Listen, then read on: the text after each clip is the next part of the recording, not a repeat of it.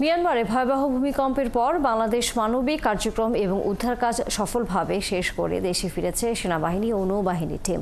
এই সমন্বিত দলটি মিয়ানমারে উদ্ধার কাজ ছাড়াও 3 ধাপে দেশটির বিভিন্ন এলাকায় 151 টন সহায়তা পৌঁছে দিয়েছে।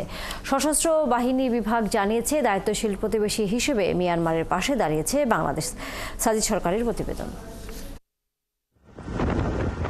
গেল 28 মার্চ ভূমিকম্পে ধারণার চাইতেও বেশি ক্ষয়ক্ষতির কবলে পড়ে মিয়ানমার। মৃতের সংখ্যাও ছিল কয়েক হাজার। বিচ্ছিন্ন যোগাযোগ ব্যবস্থার কারণে ব্যাহত হয়েছিল উদ্ধার তৎপরতা। ত্রাণ ও চিকিৎসার জন্য চলে হাহাকার। সব মিলে চরম মানবিক বিপর্যয়ের কবলে পড়েছিল দেশটি। এ সময় সহায়তা নিয়ে মিয়ানমারের পাশে দাঁড়ায় বাংলাদেশ।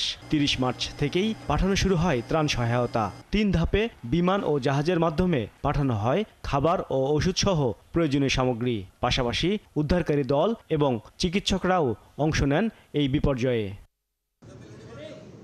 বুধবার সকালে ঢাকা সেনানিবাসের আর্মি মাল্টিপারপাস কমপ্লেক্সে মিয়ানমার থেকে বাংলাদেশ সশস্ত্র বাহিনীর নেতৃত্বে পাঠানো উদ্ধার ও চিকিৎসা সহায়তা দলের সদস্যরা দেশে ফেরা উপলক্ষে সংবাদ সম্মেলন করে সেনাবাহিনী।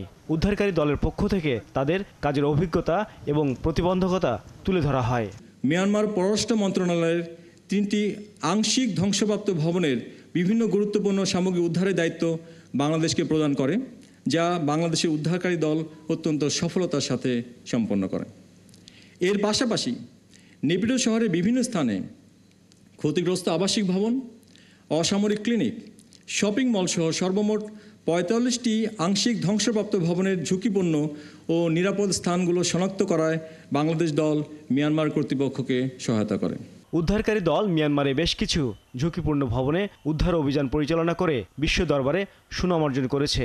সে সময় চিকিৎসক দল 885 জনকে চিকিৎসা সেবা দেন, যা সারা বিশ্বে যথেষ্ট সাড়া ফেলেছে। মিয়ানমারের ক্রান্তিকালে বাংলাদেশ সরকারের প্রেরিত মানবিক সাহায্য এবং বাংলাদেশ উদ্ধারকারী ও চিকিৎসক দলের মানবিক কার্যক্রম বাংলাদেশের জনগণের প্রতিবেশীর প্রতি সহানুভূতিশীল আচরণ এবং আমাদের জাতীয় মূল্যবোধ ও সংস্কৃতির পরিচায়ক। শেষে ওই কার্যক্রমে অংশ নিয়ে গুরুত্বপূর্ণ অবদান রাখা সদস্যদের সম্মাননা দেয়া হয়। এ সময় স্বাস্থ্য অধিদপ্তরের মহাপরিচালক সহ বিভিন্ন মন্ত্রণালয়ের সচিবরাও উপস্থিত ছিলেন। সাজিদ সরকার, 71, ঢাকা।